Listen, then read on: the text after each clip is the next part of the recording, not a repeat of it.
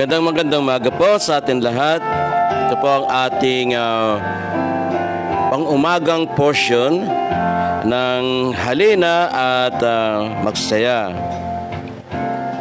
Awitin po na, pakinggan po natin ang pag-awit ni Don Moen. Ang awiting paghahandog ng kanyang sarili sa ating Panginoon.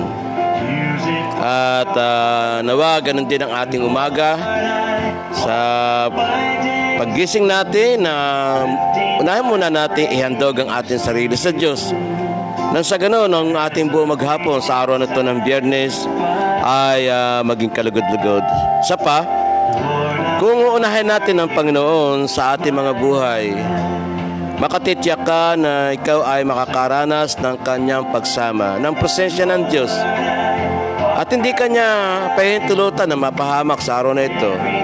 Paglabas mo ng bahay, kung saan ka man pupunta, kasama mo ang kamay ng Diyos na umaakay sa iyo.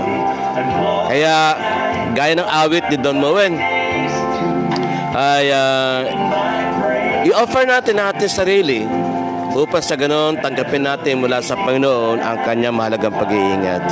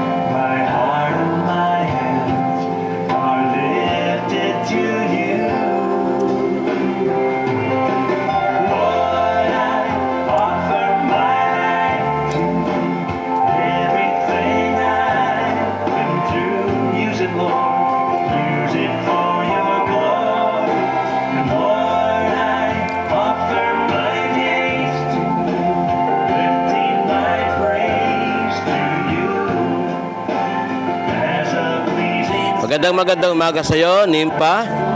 At salamat sa iyong pakikinig o panonood ng video na ito. Kasama ka sa aking panalangin ng Diyos ang siyang lagi mag-iingat sa iyo. Magandang umaga din sa lahat ng mga mahal mo sa buhay. At ganoon din, Happy Father's Day sa iyong tatay o kung may asawa ka, sa iyong asawa. Pagpalain ka ng Panginoon, kapatid na Nimpa.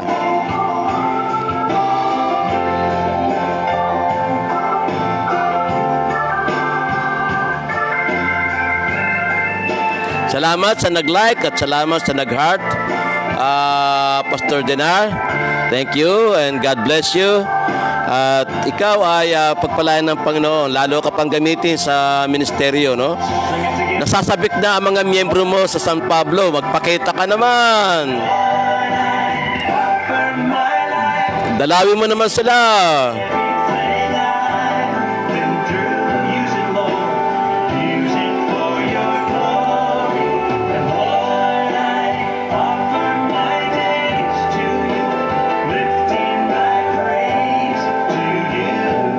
Sana ito mga awitin ating patutugtugin sa araw na ito ay maging kalakasan ng ating kaluluwa at ganoon din ang ating pananampalataya. No? Samahan niyo po ako at sama-sama tayo ang pagpalain ng Panginoon sa ating bagong umagang kay ganda. Okay? So, salamat Don Moen sa iyong kanta. Okay, yan.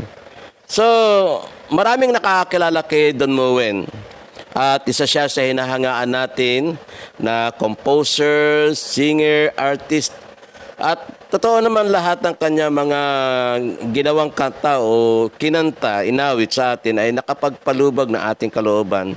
Marami sa atin ang lumakas ang ating spiritual na kalalagayan sa Panginoon at tayo ay talagang totoong naaliw at nagagalak na may mga awiting ganito. Pero siyempre, wag po natin kalilimutan mga kasama, mga kapatid, mga nanonood ngayong umaga na mahalaga pa rin yung ating relasyon sa Panginoon. Dahil kapag ikaw ay walang relasyon sa Diyos, hindi mo pa siya tinatanggap sa puso mo bilang Panginoon tagapagligtas, ito ang kanta na para sa iyo.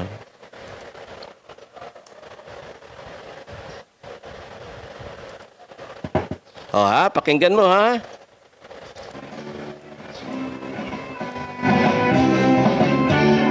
Alam mo ba kung saan ka pupunta? Kung patuloy ka sa pagkakasala?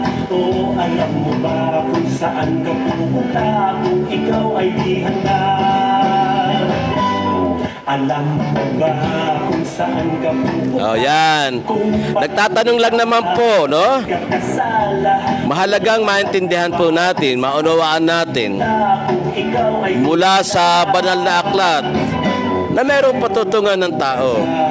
ng langit ay may lugar naman na kay pangit. Okay, good morning Pastor Dinar. Mabuti naman at ikaw ay nakakapasyal sa mga miyembro mo sa San Pablo. Alam, dilat man o pikit, doon, you're the food I favorite. Kulang man ang ngipin, magiging complete, sasakit, magngangalit. Iwasan po natin itong lugar nito na po pwedeng puntahan ng mga taong wala pang relasyon sa Panginoon. Sa pagkakasala, o alam mo ba kung saan ka pupunta? Kung ikaw ay di handa. Oh, good morning, James. Thank you, bro, sa panonood. Ano? Nagdi-DJ ako sa araw na ito. Thank you sa nag-heart. Mag-comment ka naman para makilala kita. No? Ganda-ganda ng picture mo. Higanteng pugon na hindi namamatay, malalagat na apoy na walang bumpay. Sure na sure sa'yong maghihintay kung tuluyang pasaway. Alam mo ba kung saan ka pupunta? Happy Father's Day, James, sa tatay, ha? Parating mo sa kanya, Happy Father's Day. Kung saan ka pupunta? Kung ikaw ay di handa.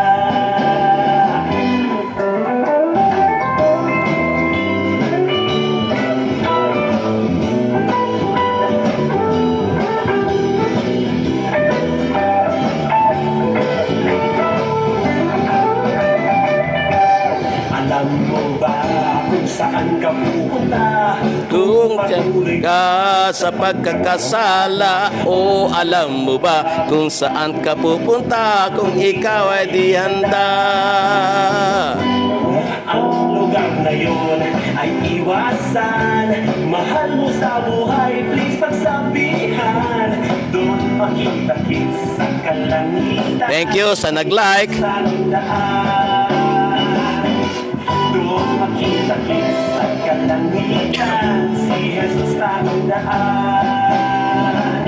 Si Jesus tanging daan. Si Jesus tanging daan. Ayan. So, yan po ang ating parang pangalawa sa pambungad na awitin. No? Mahalaga po talaga na kilala natin ang Panginoon sa ating buhay. Hindi lamang basta siya Panginoon na nahihingan ng tulong. Ang Panginoong Hesus ay namatay doon sa krus upang tayo ay kanyang tubusin sa mga kasalanan. Hindi po natin kaya iligtas ang ating sarili sapagkat siya lang ang po pwedeng mamatay doon sa krus para sa atin. Binigyan niya tayo ng pagkakataon na maligtas sa pamamagitan ng kanyang dugo. Kaya sana wag niyo pong sayangin. Wag po natin ipagwalang bahala, lalo tigit sa panahon na ito ng COVID-19.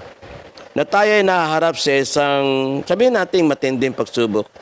Kung hanggang kailan ba magtatagal ang COVID na ito, alam ko na tulad ko, marami sa atin ang totoong nahihirapan sa hindi normal na paggalaw.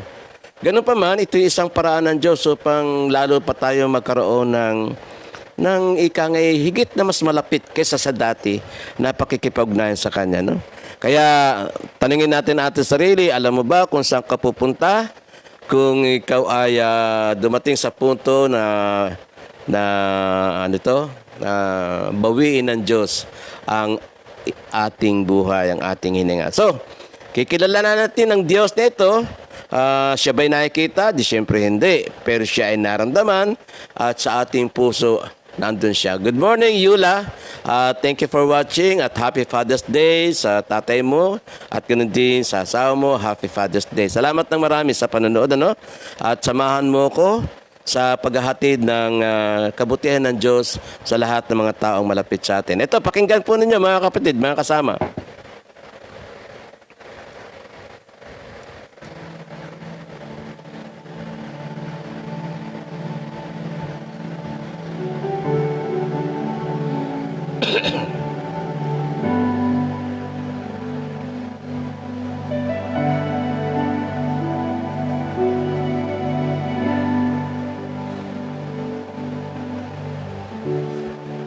Purihin na o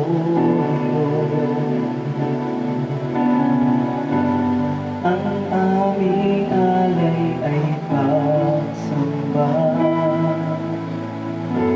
Kalwalhatian, kung karangalan, pangyarihan mo'y walang katulad.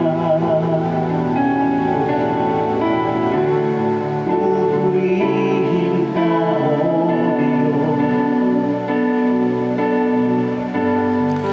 Good morning, kapatid na Remy, no? Salamat sa panonood. At kung may panahon ka, yung request mo na 100 Bibles, basta may pumunta dito na kamotorsiklo, bibigay ko sa kanya, no? Magsabi ka lang, Sister Remy, kung kailan mo kailangan yung 100 Bibles at bibigyan kita. Ganun din po sa lahat po ng nanonood ngayong umaga. Kung kailangan po ninyo ng Biblia, sabihin niyo po lamang sa akin, bibigyan ko po kayo, no? Kailangan po natin na maibahagi sa mga tao ang salita ng Diyos. Kaya habang meron pa ako dito mga Bibles sa bahay, hingi lang po kayo, magdala kayo ng sasakyan at bibigyan ko kayo. Maximum of 100 pieces ibibigay ko po sa inyo. Purihin po natin ang Panginoon. Hallelujah.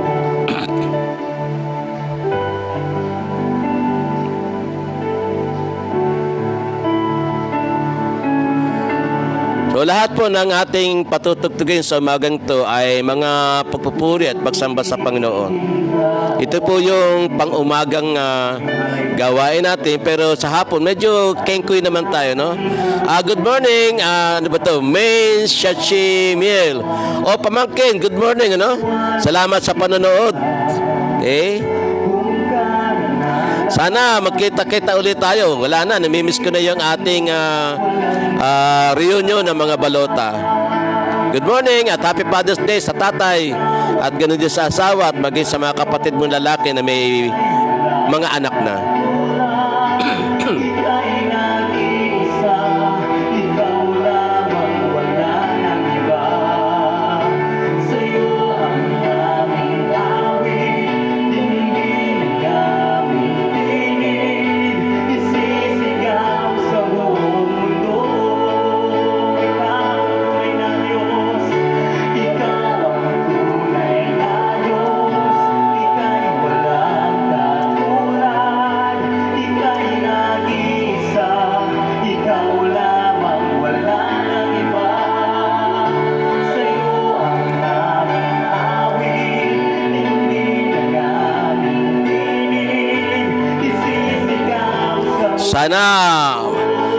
Sana magkaroon ulit tayo ng reunion, no? Na-miss ko na yung unang-unang araw na nagkita-kita tayo sa Balota Reunion. Kumusta sa mga kasama mo dyan sa bahay? Hindi ko alam kung tanda ko pa yung bahay nyo.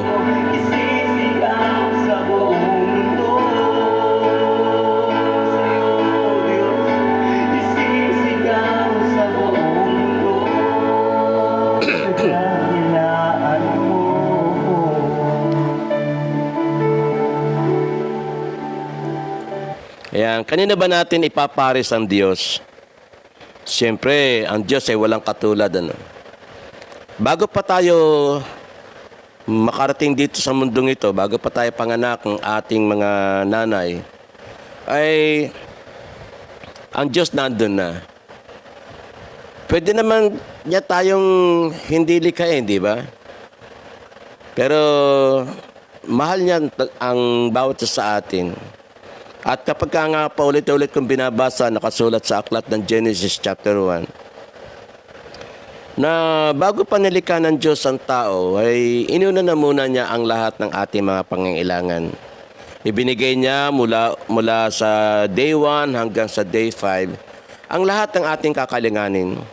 At nang likhain ng Diyos ang tao, ang ating unang tatay na si Adan, ay pinagbilin niya ang ganito.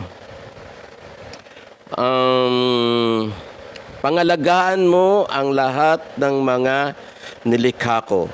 Parang responsibilidad, magtrabaho. Dahil sinabi ng Panginoon na sa pamamagitan ng ating mga pawis, tayo ay kakain, tayo ay magiging responsable. Nang sa ganoon, hindi naman natin iasa sa iba, no? Hindi iasa sa iba ang ating mga pangangailangan. Okay, salamat sa mga nag-like, salamat sa mga good morning Yula, no? Salamat po sa pagtayong tatay ko spiritual. Okay.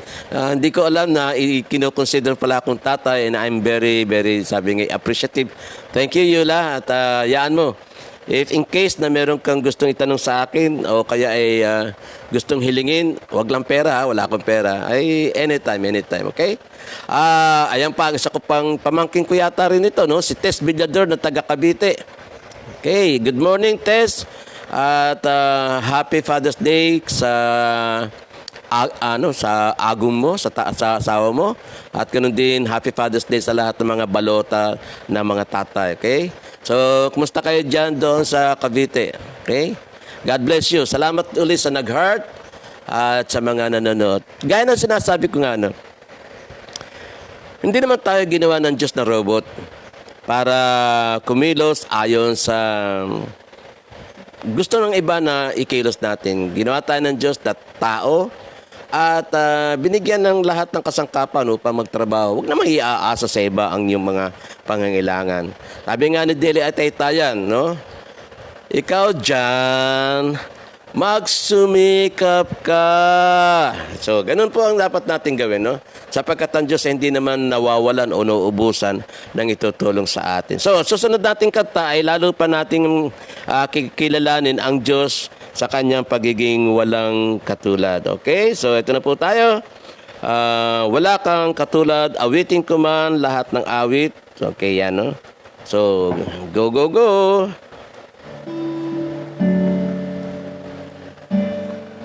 Kung kayo po ay nanonood at saulado ninyo yung lyrics ng kanta, sumabay po kayo. Sabay-sabay lang po. Awitin ko man lahat ng awit sa mundo, di kayang ilarawan ng kadakilaan mo. Kulang ang lahat ng tula, kulang maging mga salita upang iyayak ang kabutihan mo. Thank you, Tess, sa pagbati. No? God bless you din. Wala nang hihigit sa'yo, wala kang katulad. Wala nang papantay sa'yo, ikaw ang Diyos na magpaman, maging ngayon at kailanman. Sa habang panahon, wala kang katulad. Tunay nga na ating pong laging isa sa isip at ipapamuhay na ang lahat ay nasa sa kamay ng Diyos. Lumapit ka lang, huwag ka matatakot, huwag ka mahihiya. Gaano man kalaki ang ating mga pagkakasala o pagkukulang, naunawaan tayo ng Panginoon. Hindi niya tayo tataboy, maniwala ka sa akin. Laging nakaabang ang Diyos tulad sa isang prodigal son sa aklat, ano?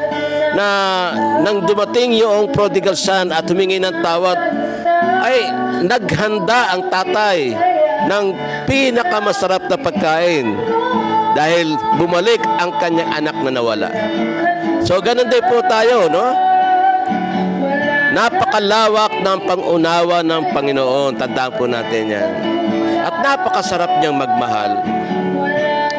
Hindi niya na iisa-isahin pa ang ating mga pagkukulang, ang ating mga kasalanan. Sapat na tayo humingi ng tawad sa Kanya, magpakumbaba at kilalanin ng ating Diyos na kung hindi dahil sa Kanya, wala tayo dito sa lupang ito. Ganyan ang ating Panginoon. Wala talaga siyang katulad. Wala nang hihigit sa'yo. Wala kang katulad. Wala nang papantay sa'yo. Ikaw ang Diyos noon pa man, maging ngayon at kailanman. Sa habang panahon, wala kang katulad. Sa habang panahon, sa habang panahon, sa habang panahon, wala kang katulad. Amen, amen, amen. Okay? So, tapat po ang Diyos sa Kanya mga pangako. Gaya ng Kanyang sinabi sa lumang tipan, hindi kita pababayaan, hindi kita iiwanan. Gaano man kalaki ang hirap na ating pong pinagdaraanan. At hindi lang naman po tayo ang dumaranas ng hirap sa pandemya na ito. Buong daigdig ay nakaranas na ang mga tao talaga ay hindi alam kung saan pupunta, kung anong gagawin.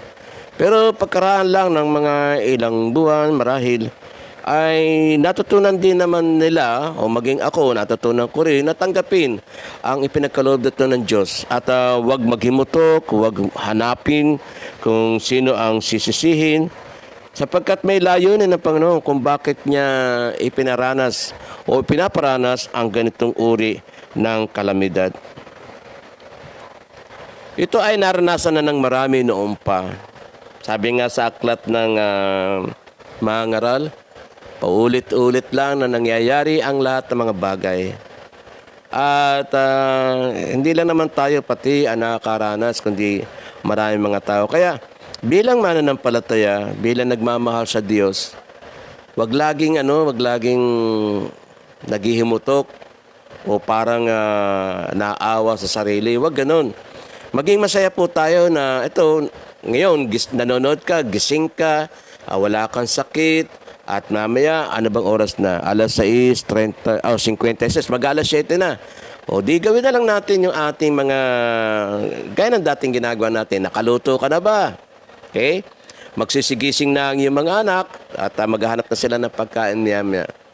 Okay, so, ang gagawin natin ay patuloy lang tayo magpasalamat sa Panginoon. Kaya sa susunod nating aawitin o sa susunod na awit ay ang awit na Jesus, salamat. Okay?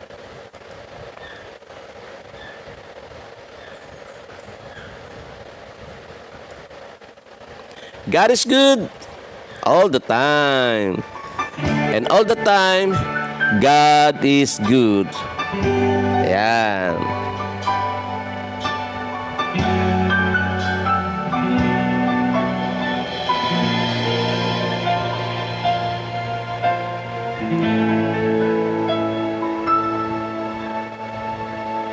Jesus, salamat. O Diyos, salamat. Nananatili kang tapat, ibinigay mo ang lahat, kulang ang buhay ko. Maging ang mundo sa laki at lawak ng pag-ibig mo. Jesus, salamat. O Diyos, salamat. Nananatili kang tapat, ibinigay mo ang lahat, kulang ang buhay ko. Maging ang mundo sa laki at lawak ng pag-ibig. Sa lahat po ng nanonood, ay patuloy po akong bumabati ng Happy Father's Day sa darating na linggo. Patunayan po natin mga tatay na talagang karapat-dapat tayo maging tatay, ha? Wag lamang yung naging tatay ka dahil sa isang aksidente, hindi. Responsibilidad natin mga tatay na pangatawanan ang ating pagmamalasakit at pagtataguyod ng ating pamilya, lalo ng ating mga anak. Sikapin po natin mga tatay na tayo ay maging huwaran ng ating mga anak. Habang nakikita nila tayo sa ating mga ginagawang pagmamalasakit sa ating pamilya. Salamatan natin ang Diyos, no? Jesus, salamat. O Diyos, salamat. Nananatili kang tapat, ibinigay mo ang lahat, kulang ang buhay ko. Maging ang mundo sa laki at lawak ng pag-ibig mo. Jesus, salamat. Napakasarap pong alalahanin lagi na kung di dahil sa pag-ibig ng Diyos, wala na tayo sa mundong ito. Alam naman natin, sa araw-araw, mayroong napapahamak. Pero ang kagandahan nito, sa buong maghapon, nagagawa pa natin makauwi ng bahay. Makapagpahinga sa gabi at pagkatapos, pagsapit na umaga, gaya nito, na imumulat pa rin natin ang ating mga mata. Walang sakit. Maaring kaunti lang ang mga material na bagay na nasa sa iyo, nasa sa atin. Pero ganun pa man, ang Panginoon ay laging sapat sa kanyang mga ipinagkakalob sa atin. Hindi sobra, tandaan po ninyo, hindi po sobra ang kanyang pangako. Ang kanyang pangako ay sapat-sapat sa ating mga pangangailangan.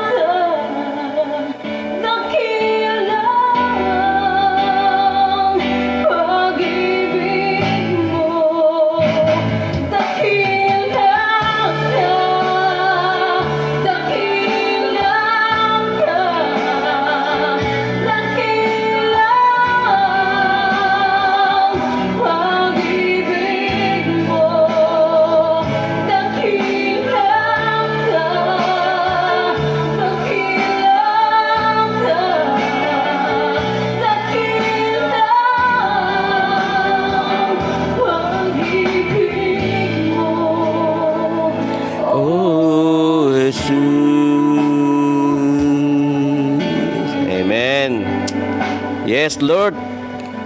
Yan, tunay na ang Panginoon ay napakadakila, ano? At kung atin po lamang pagtutuunan ng pansin, halimbawa, harap tayo sa salamin, titingnan natin ang ating mga sarili.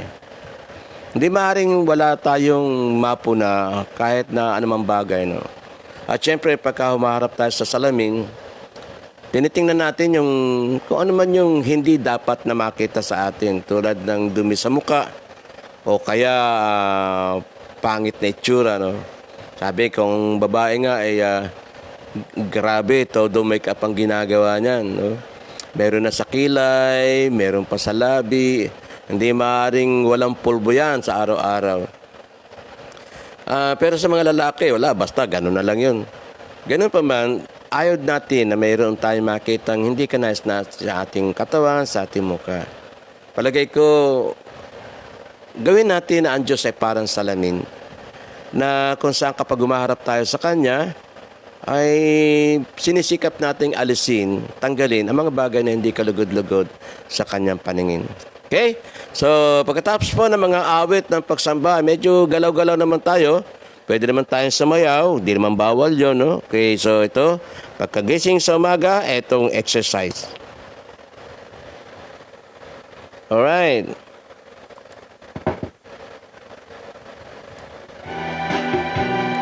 Eto na, no? Okay.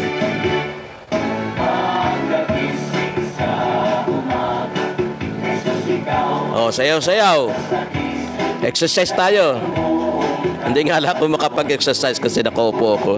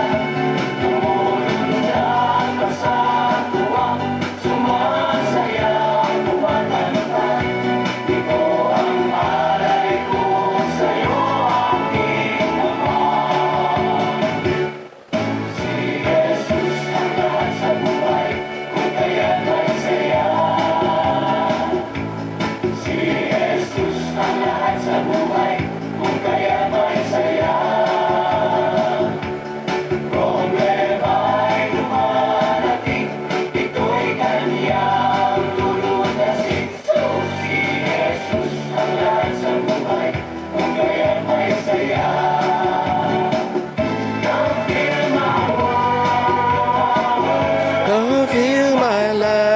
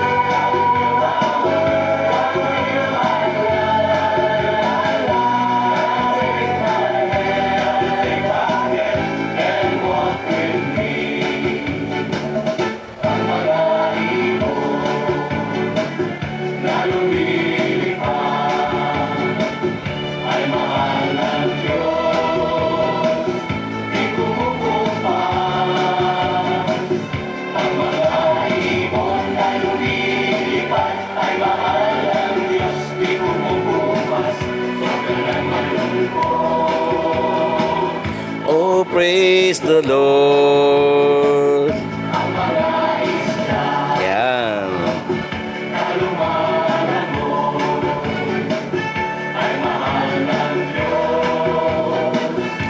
kumukupas. Ang mga isda na lumalangoy ay mahal ng Diyos, di kumukupas. Huwag ka nang malungkot. Oh, praise the Lord. Ang mga tao na walang pera ay bibigyan ng Diyos. Oo, sabi sa kanta, sobra-sobra daw. Basta ang Diyos ay sapat lagi. Hindi ka niya pagkukulangin sa araw-araw. Magtiwala ka lang.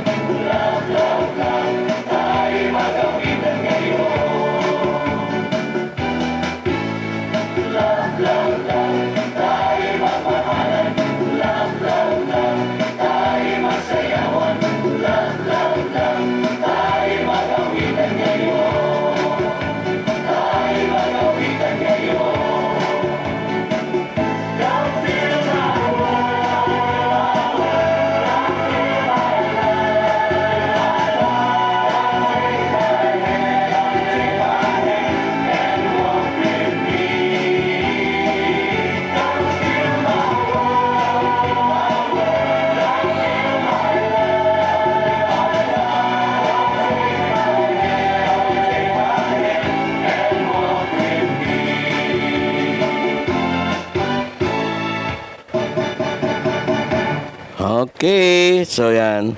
Ako ay lubhang naaliw sa mga batang sumasayaw sa tugtugin na ito, no?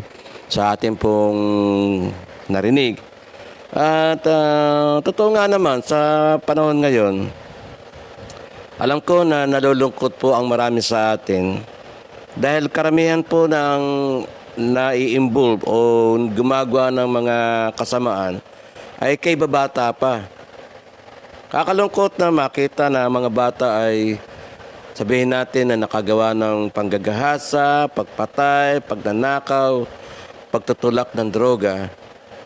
At bagamat hindi ako sang-ayon, hindi talaga ako sang-ayon doon sa batas na pinairal na mga batang 15 taon pababa ay hindi dapat maparusahan. Kaya lang nasasamantala ng mga matatanda na mga walang malay o mga inosenteng kabataan ay ginagamit para sa kanilang mga kasamaan.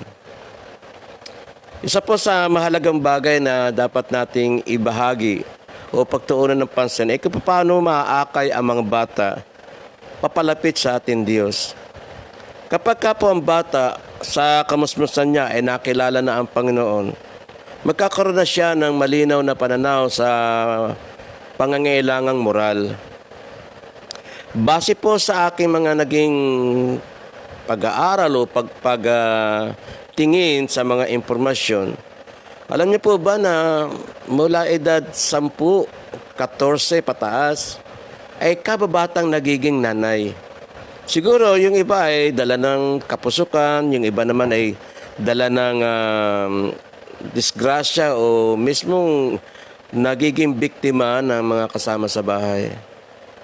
Kung ang bata po ay matututunan ang moralidad sa loob mismo ng bahay, natitiyak ako na magiging mabuting mamamayan ng batang yan. Napakasarap pong makita na ang mga anak natin ay marunong manalangin, ang anak natin ay active sa mga gawaing pang-spiritual. Sapagkat kapag ka po ang bata mula sa kanyang kamusmusan ay naandun na ang takot sa Diyos, matatakot na rin po siyang gumawa ng mga kasalanan. Kaya sabi nga sa aklat ng Kawikaan 22, di ba?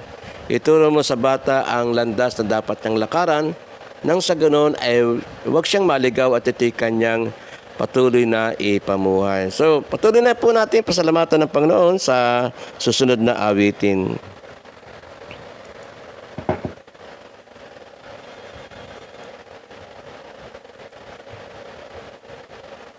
God is good all the time. Okay.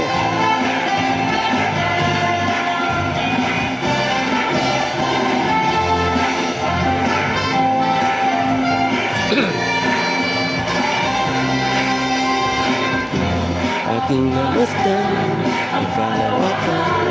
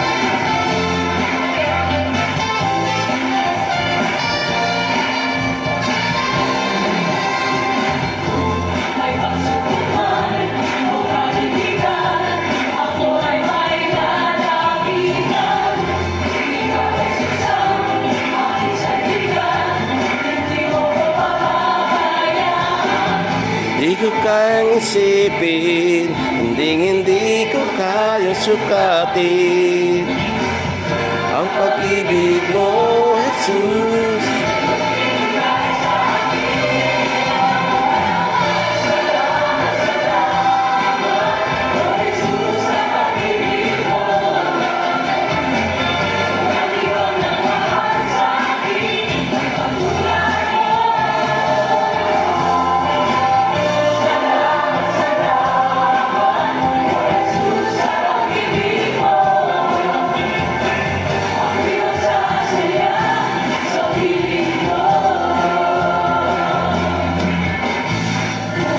Good morning, Pastor James.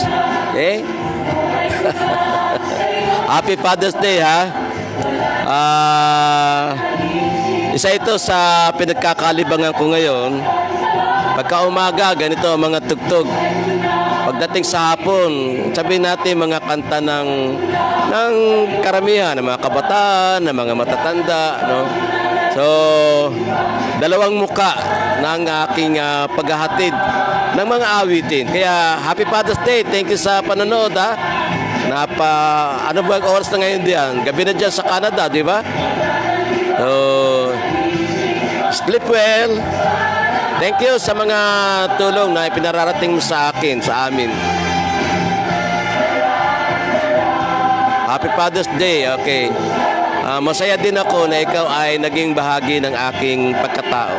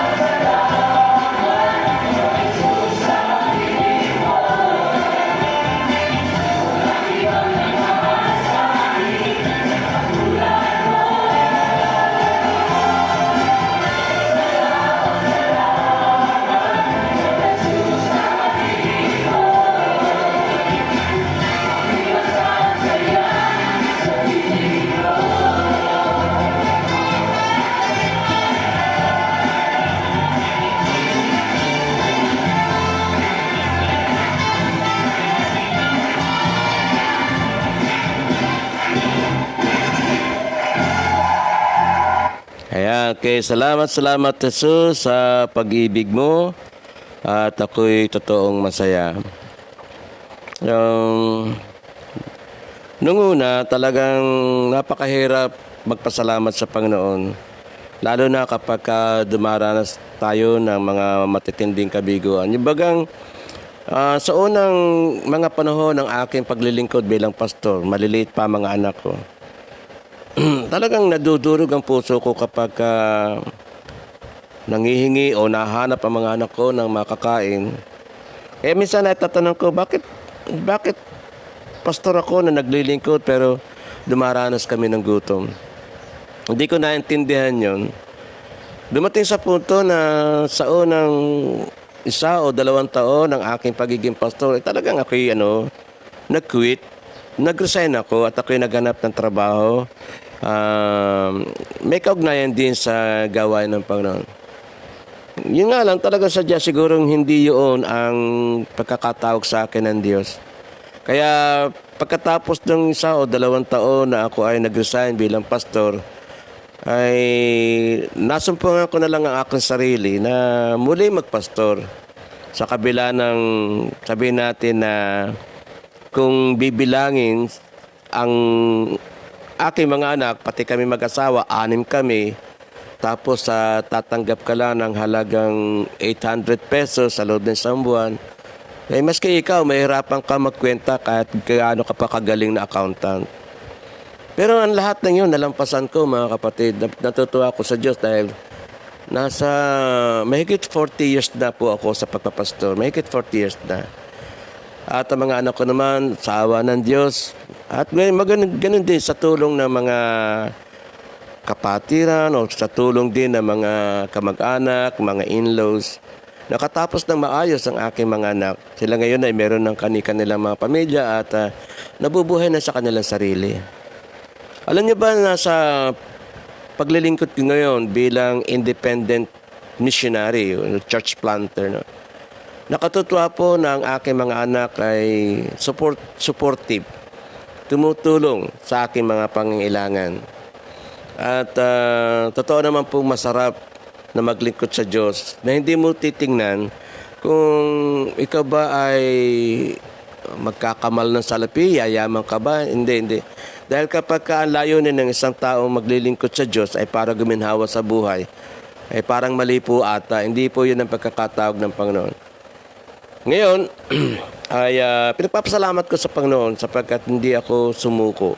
Pagkatapos kong maranasan ng ilang mga taon na kung saan ay wala ako sa ministry. Nang ako'y magbalik, tinanggap ko yun, naunawaan ng mga anak ko yun, at kami ay sama-sama nagtiwala sa dakilang katapatan ng Diyos habang kami ay nasa gawain. Kaya sa susunod pong ating maririnig na awit, ay alam ko po na ito ay marami po ang nakaka-relate dito, at ito po pwede sabihin natin na pambansang o pang-kristyanong awit ng lahat ng mga tao nagmamahal sa Diyos. Okay? So ito po tayo.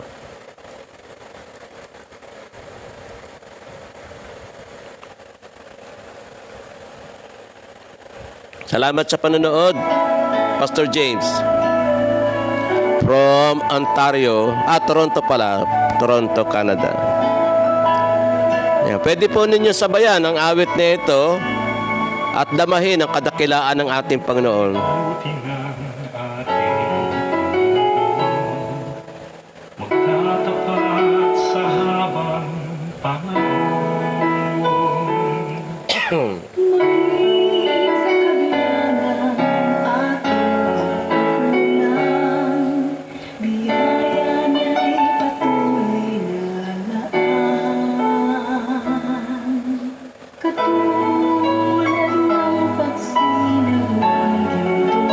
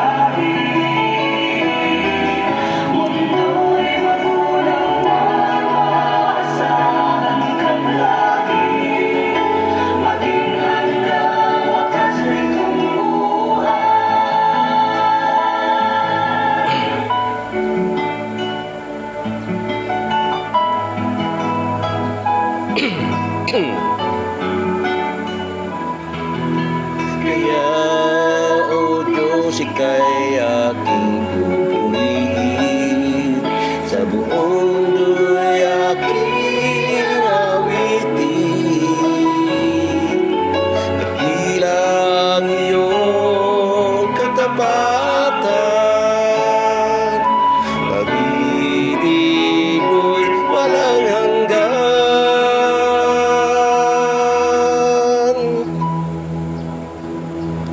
Dakila ka, O Diyos, tapat kang ang tunay, magmula pa sa ugat ng ating lahi. Mundo'y bago naman, maaasahan kang lagi, maging hanggang wakas nitong buhay. Oh, dakila ka, O Diyos, sa habang panahon, katapatan mo'y matibay na sandigan. Alright. Sa bawat tingin at kung may man ay naroon, naluyan ang pag-asa kung kailan ay hinahon. Pag-ibig mo'y alay sa amin noon hanggang ngayon.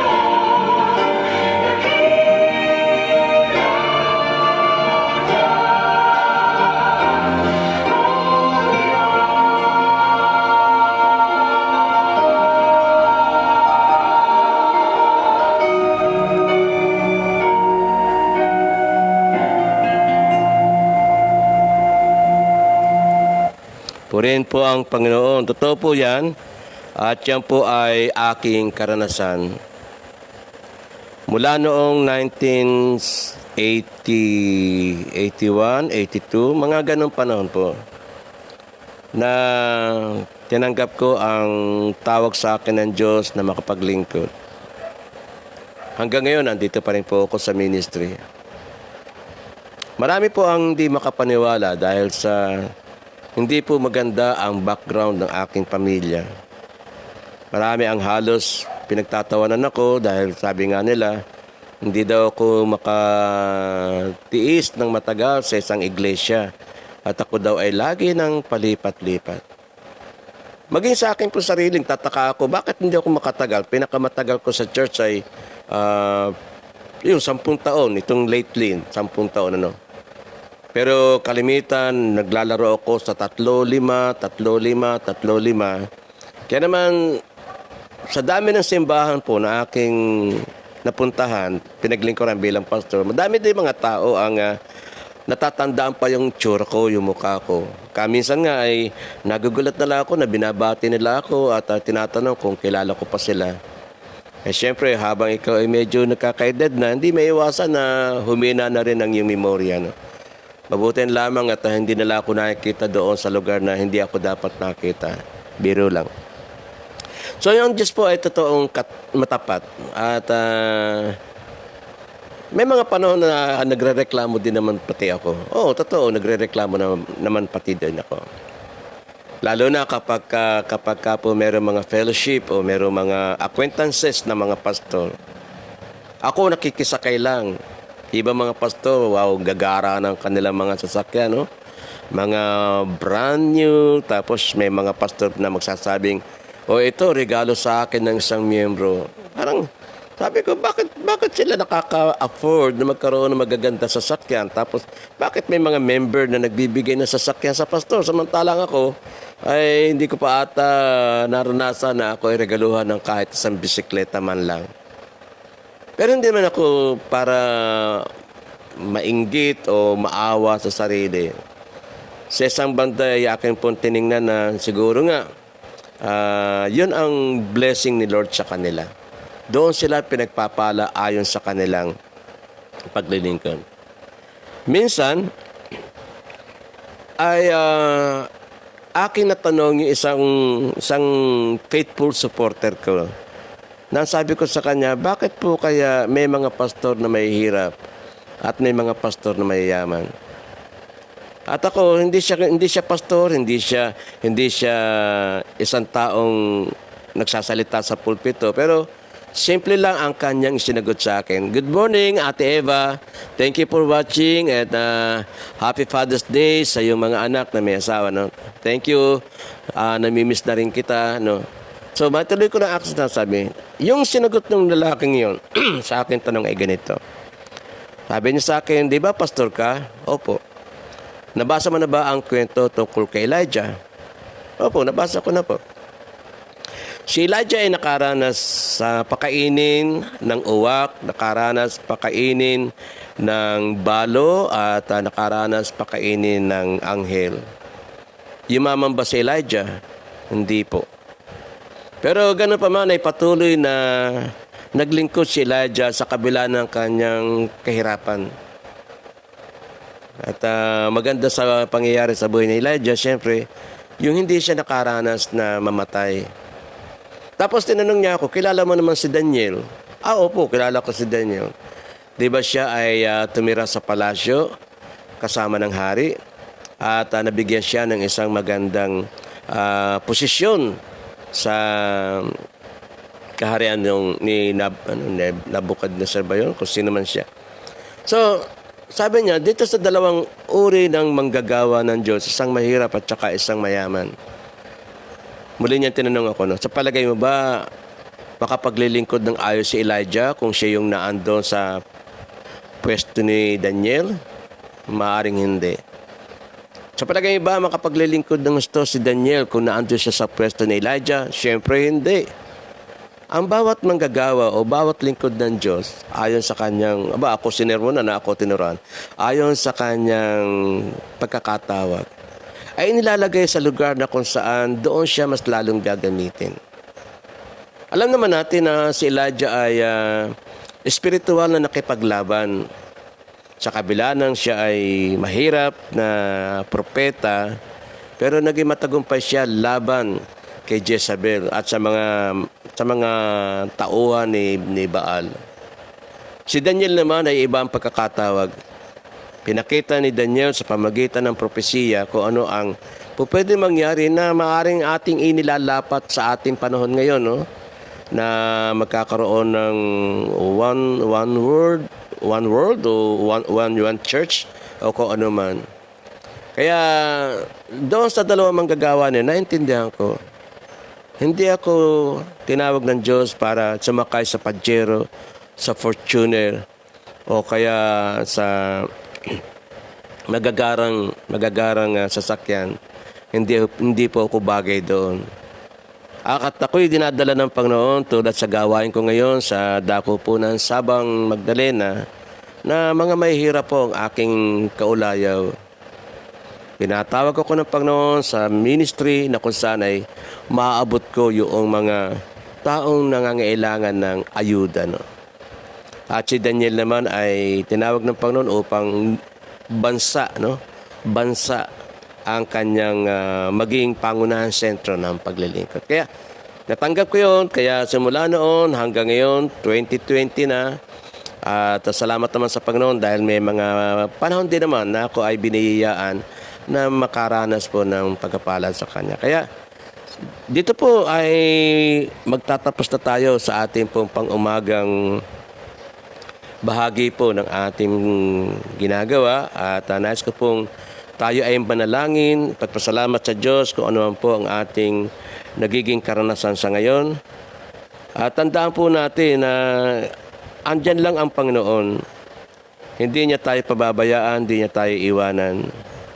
Ang Diyos na siyang tumawag sa atin, ano man po ang ating kadalagan sa buhay, ay Diyos na tapat. At dahil nga sa tinanggap natin siya bilang Panginoon, sariling tagapagligtas, hayaan natin na ang Diyos na rin ang siya magmaneho ng ating mga buhay. Ibinigay na natin ito sa Kanya, kaya sa salitang kanto huwag na natin itong pakialaman. Pagkatiwala natin na dadalhin ng Diyos ang katawang lupang ito, ang ating pagkatao, sa isang lugar na kung saan hindi po tayo masasaktan, hindi tayo mahirapan. Magandang umaga sa iyo, Pastor June. At God bless sa iyo ding pakikipanood. Sana nanonood ka rin. So, hayaan po natin ang Panginoong Jesus na siyang nakaluklok sa ating mga puso.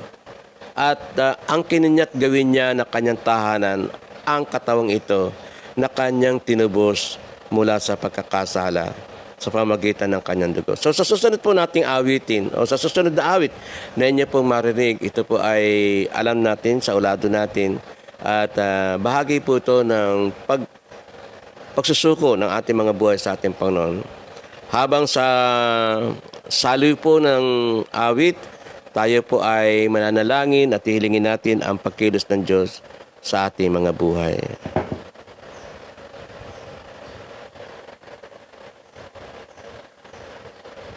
Panginoon, napapasalamat po kami dahil lahat ng mga pinagdadaanan namin, Panginoon, alam po namin ay Diyos pa rin po.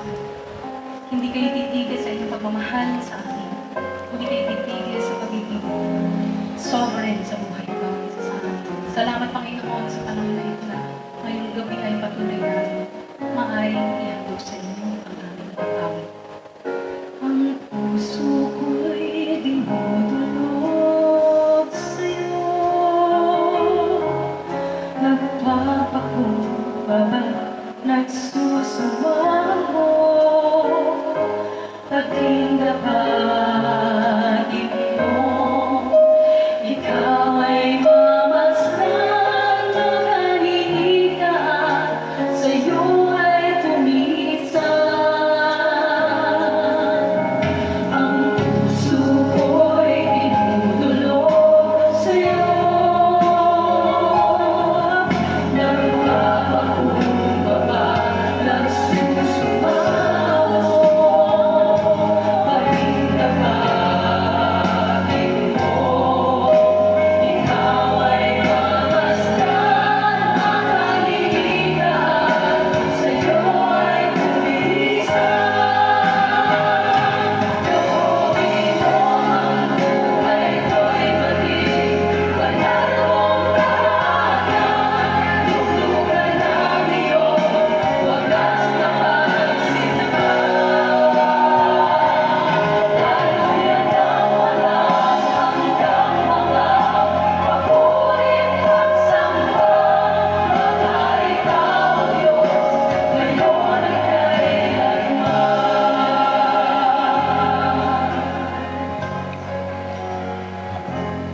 Maraming salamat po, Ama, sa umagang ito na kami po ay ibinangon mo sa amin pong pamamahinga at hindi mo pinahintulot na kami po ay magkaroon ng karamdaman. Panginoon, sa araw na ito ay haharap po kami sa walang katiyakan, mga pagsubok man o kaya ay mga pagpapalat biyaya. Marapat lamang, Panginoon, na habang kami po ay nabubuhay, ialay po namin sa iyong aming mga sarili ang katawang ito na binili mo ng iyong dugo upang tubusin sa pagkakasala. Gamitin po kami, Panginoon, ayon sa pagkakakilala mo sa amin. Kung saan kami nararapat, ilagay mo kami, O Diyos, at alisin po ang puso namin na naiinggit. Alisin mo po ang puso namin na nagmamataas o anumang mga bagay na makahadlang sa isang maayos at masarap na paglilingkod sa iyo. Salamat po, Ama, sa umagang ito. Aking pong dinadalangin lahat po ng mga nanonood ngayong umaga. Kasama ko sa paglilingkod, kasama ko sa pagpupuri at pagsamba. Pagpalain po sila, Panginoong Diyos, sa lahat po ng kanilang mga layunin sa buhay. Pagpalain po ang kanilang mga hanap buhay. Ilayo po sila sa anumang uri ng karamdaman. Tulungan niyo po sila, Panginoon, na mangyari ang lahat ng kanilang mga pinapangarap. Tulungan po sila, O Diyos, na sa buhay na ito ay ikaw ay kanilang kilalanin at pagkatiwala sa iyo mga kamay ang kanila pong kalalagayan. Salamat po ng marami at ibinabalik ko po sa iyo ang pinakamataas na papuri sa dakilang pangalan lamang ng iyong anak na si Kristo Jesus. Amen, amen, and amen.